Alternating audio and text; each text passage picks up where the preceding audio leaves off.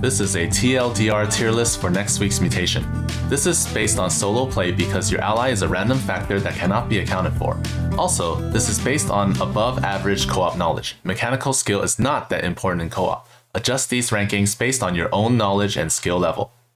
The tier list for Assembly of Vengeance is going to be a little bit different because there's going to be a lot more theory crafting than usual. I don't particularly like this mutation, and I didn't have time to play it this time around, not so much. So I'm just going to be theory crafting a lot more than I usually do. And as such, some of the rankings may not be as accurate as they might be in other tier lists. All right. Zeratul is someone that I think can actually beat this, like if I tried.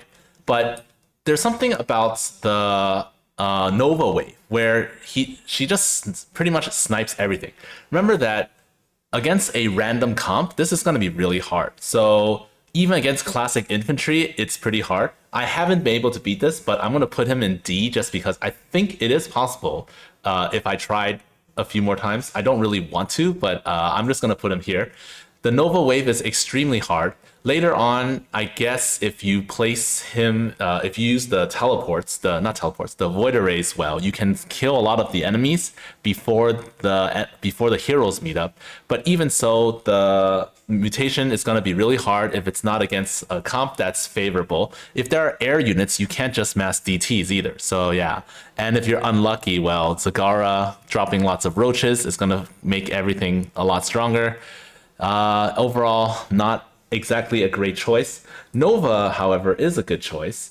I did this against classic infantry, but against any like ground comp, I'm pretty sure you can put your structures and stuff in a way that you can airstrike the attack wave before it meets up with the heroes, or you have Nova and like blast them to death and then get out of there, and then the liberators can fight unbuffed heroes, just regular ones. Of course, it's not perfect. Against like certain ground comps, you have a decent chance. In the late game, you can kind of stall if you still have money.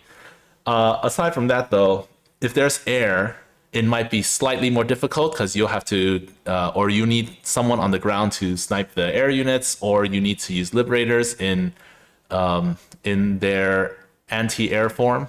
So that's a lot more work. Not great, still very powerful, but not up here. Vorazun also good because similar reasons. If there are air units, it can be problematic because actually air units are a much bigger problem for Vorazun because of Avengers. So I'm gonna have to bring her down here. Against ground, you can split with lots of Dark Pylons. You can kind of clear the attack wave before they meet up with the heroes. That way the heroes aren't stronger. You can hold them in place with Black Hole and the Stasis Orb. However, if there are air units, it can be very problematic because Corsairs don't deal much damage. And you need to Black Hole, but you can't just Black Hole everything. And if you're massing lots of Corsairs, you don't have damage on the ground. So it's really problematic if you fight an air comp. So I'm going to have to place her a little bit lower. Against a ground comp, she'd be up here, but because of the possibility of air, she's going to have to go down here. Alarak is another commander that I think I can do this with, but I haven't proven it because I haven't been able to do it, so I'll put him here.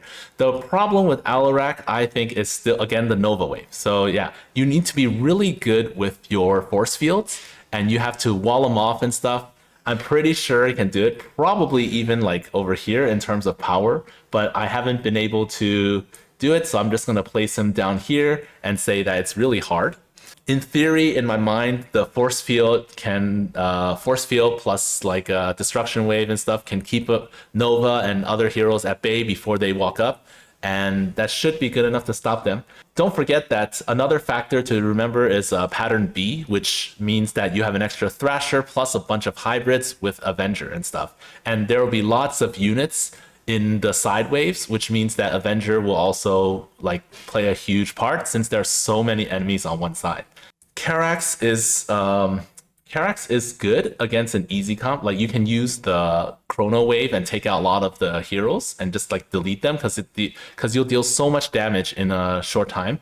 However, if the enemy comp is really strong, or like they're immortals, of course, immortals again, they're gonna completely destroy all your structures. So very comp dependent.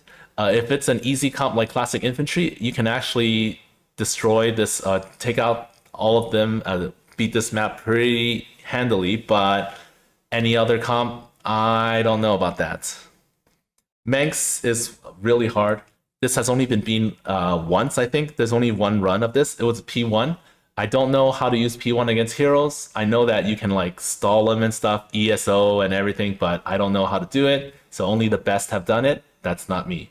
Artanis, someone has done this with save loads, but without save loads, no. So sorry, that doesn't count. I don't remember what the plan was. I think it's Reavers, but the other option would be Tempest. Either one makes sense, but I don't know how to do it. And well, sorry, it's there. Phoenix is good, except that if there's air, it's a problem. It's a problem. Mojo is gonna keep dying if there are lots of like buff scouts, and the only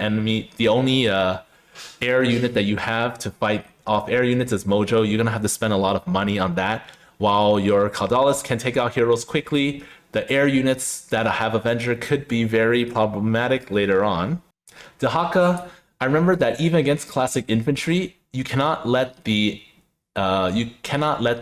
enemies get Avenger. So you have to be on top of the spawn camps, either by sending creep hosts ahead of time and like killing most of them, or like having Dehaka there and eating a psionic unit or something. You have to spawn camp. Otherwise, you won't be able to take out the heroes that are stronger.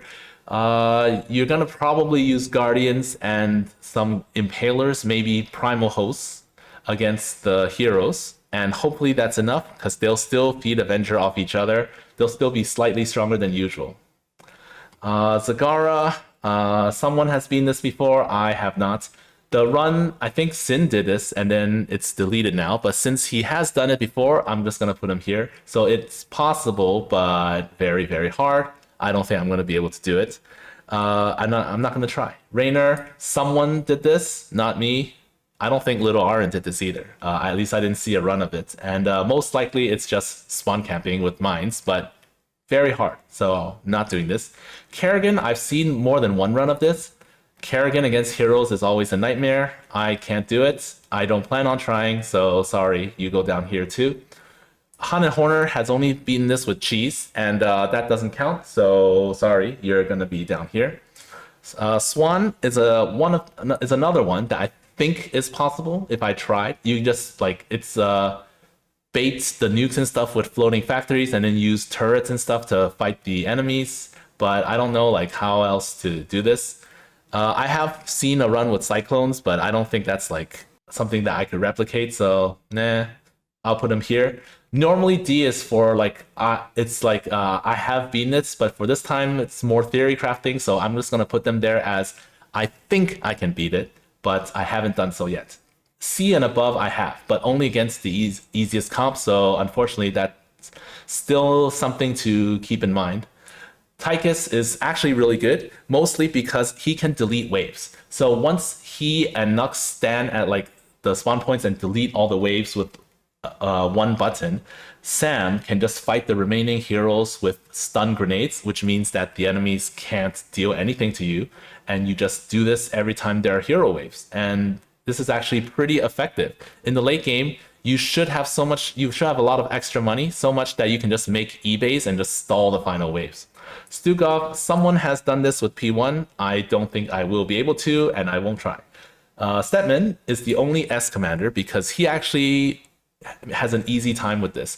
If he fights a hard comp, it's a little bit more difficult than usual, but I still think that he's really good. Just because green zone lings are super good, he can teleport everywhere, so he can prevent the units from giving the heroes too much Avenger. He can basically like kill the wave right at the spawn point, either with Banelings or just with Super Gary himself, then like teleport or just turn blue zone on, because the heroes don't spawn immediately when the wave spawns, so you can kill most things. You don't have to kill everything, just not so much that the heroes get like too many Avenger stacks. And even so, your Lings will die and then feed Gary, and Gary will just shoot super fast. So yeah. very good. And Abathur, he goes over here. Again, you can spawn camp enemies, but only if they're ground. If they're air units, then yeah, you're gonna need some help. Early on, Nova and stuff gonna nuke the crap out of you, so that's also a problem. And yeah, it's not great. So later on, you can have like swarm hosts to hold them off, but if the conditions aren't favorable, you might not even get to that point. So yeah, again, this is a lot more theory crafting than usual, so sorry for that. I don't think I'm good enough to beat this with more commanders, and also really don't like this mutation, so I don't want to play this one because it makes me sad. That's it for this tier list. You can extrapolate this info to your duel runs. Good luck with the mutation.